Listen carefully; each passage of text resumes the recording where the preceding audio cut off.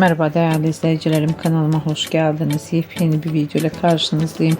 Bugün de sizlere Demet Özdemir'den yeni görüntüler, yeni paylaşımlar sunuyorum. Demet Özdemir Instagram hesabında yeni post paylaştı. Yeni pozlar, yeni görüntüler geldi. Görüntüleri bir araya toplayıp ben de sizlere sunuyorum.